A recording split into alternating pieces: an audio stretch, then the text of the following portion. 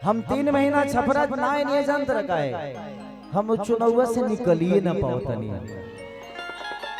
अब बताओ लो तर लो जिता दिले रहता तो मैं ही जिनु रहती। लेकिन अच्छा भाई हम आजाद आदमी हैं। क्या बात है, हमारे ट्रेंडिंग स्टार आप सभी के बीच मौजूद हो चुके हैं मंच में मंचासीन। मैं चाहूंगी कि एक बार जोरदार ताली नहीं, एक बार जोरदार शोर हो जाए। क्या बात है, हमारे सुपरस्टार ट्रेंडिंग स्टार इस मंच में इस शाम आ चुके हैं आप सभी को एंटरटेन करने के लिए। तो आप लोग तैयार हैं ना? हेलो कोई शोर नहीं करेंगे। हेलो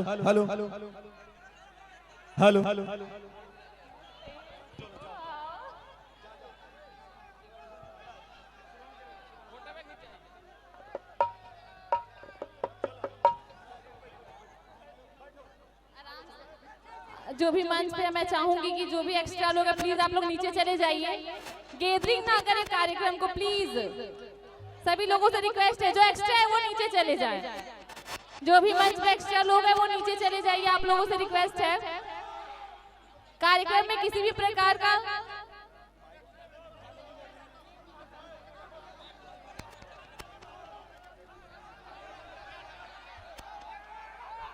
आराम से जो भी एक्स्ट्रा है आप लोग नीचे रहिए ना प्लीज। जो भी लोग एक्स्ट्रा है प्लीज नीचे चले जाइए। आप लोग चाहते हैं कि आप लोग के साथ सभी लोगों से रिक्वेस्ट है प्लीज।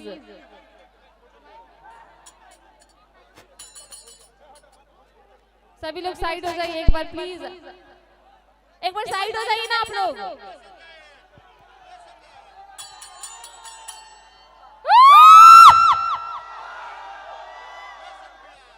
ठीक है, आप लोग प्लीज साइड हो जाइए थोड़ा।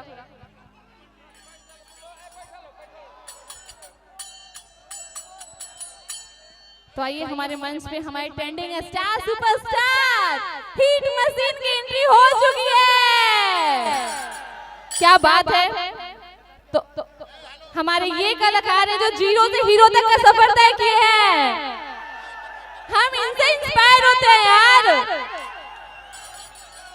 एग्जाम्पल है ये हमारे लिए।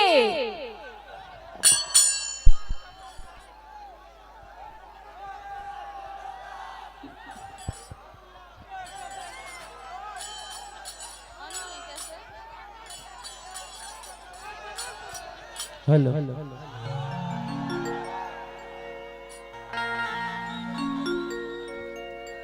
सबसे पहले तो हमारा तरफ से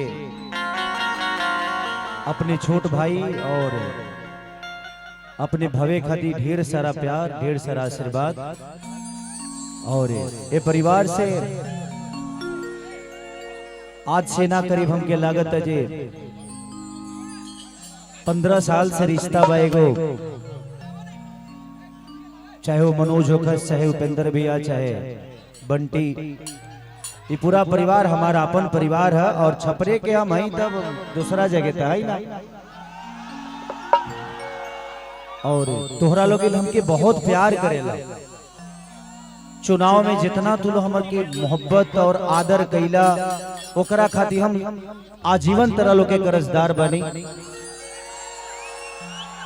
हमरा खातिर जीत मायने ना रखेला, तोरा लगिन जितना हम प्यार और आशीर्वाद देले बड़ा, शायद आजीवन हम ए प्यार के जब तक ले जियब तब तक ले प्रयास करब की तरह लोग के प्यार और आशीर्वाद यही हम कमाई।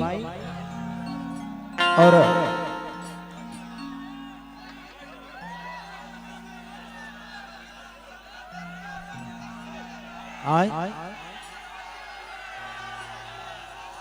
कि खाना और पीना साथ रहना तोरा खाती 3 थान गहना। तो बस अब बताओ लो तर लो जिता दिले रहता तो मैं ही जिनु रहती। लेकिन अच्छा भाई हम आजाद आदमी हैं। हमारा जिंदगी में हम चाहिए जे भगवान हमके इतना कुछ दे दे, कम से कम हम लोग के मदद करत रहे। प्रयास हमेशा से रहला, बट कौनो बात ना, वो एगो सुजनी रहे, वो समय रहे। हेलो, वो एगो समय रहे, वो बीत गई। हम 3 महीना छपरा ना नहीं जानत रखा है, हम चुनाव से निकलिए ना पाओतनी।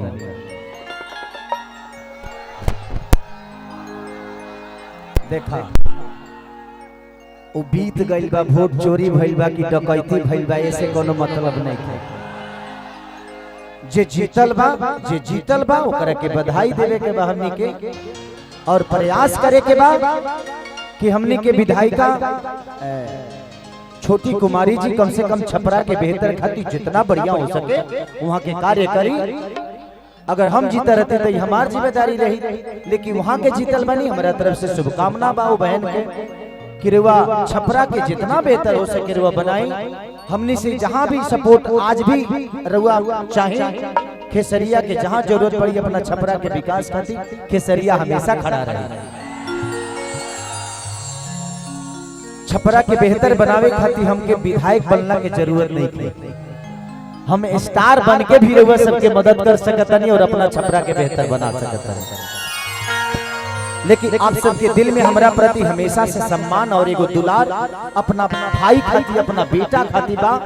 वो प्यार के हमेशा कोशिश करे ले जे हम रउआ सबके दिल में हमेशा बसा रही और वह सब खातिर बेहतर सोचत रही बिना।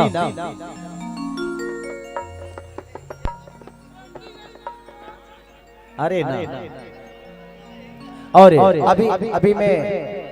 अभी हम आओ तनी अंकुश राजा जी 11 गो गरीब लड़की सन के बियाह करौले,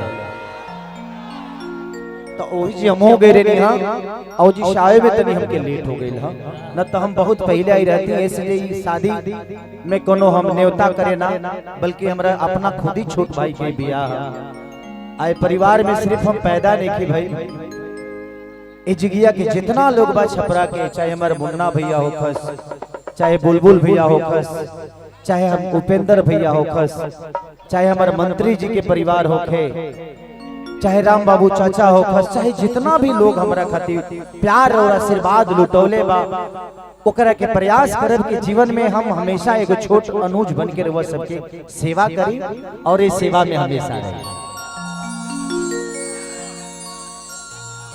हो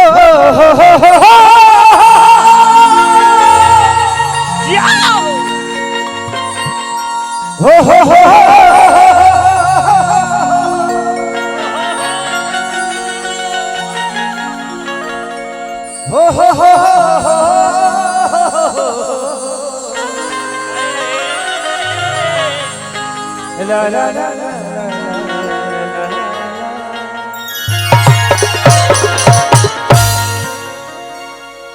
कि जय गणेश मंगल करना विघ्न हरो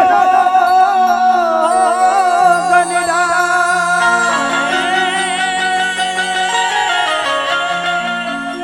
एक दंत करी बरि बदना,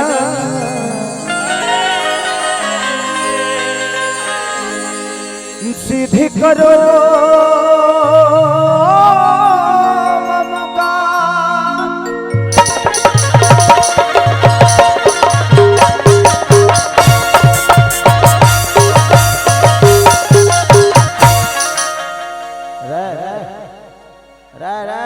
सोकाना भीतर जाइबो,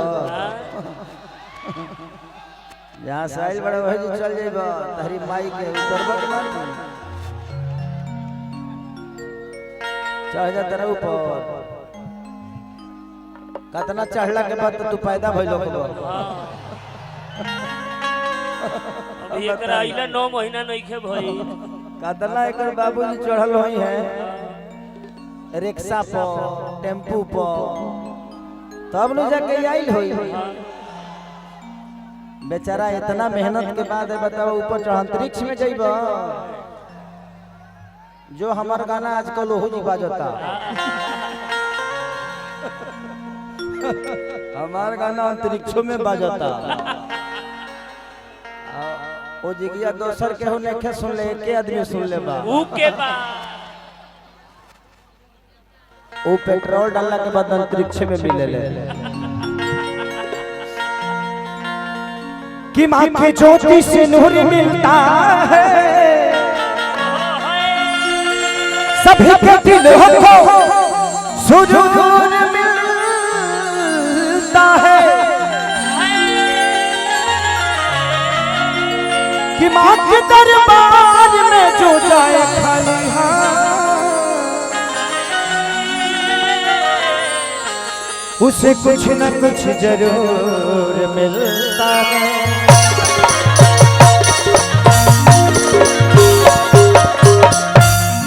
प्रेम से बोलिए आने वाली मैया की। चलिए पूजा पाठ हो गए, हम हो जानता नहीं कि छपरा शाम के बाद मस्त हो जाला। चुनाव में हम 8 बजे के बाद जब घूमे तो क्या ओके ओके हम कहे कि कौना काम में ओके कहता, वोट मारी कि खाली ओके कह के छोड़ दे रे। लेकिन अच्छा है, जिंदगी जिए मस्त रहिए।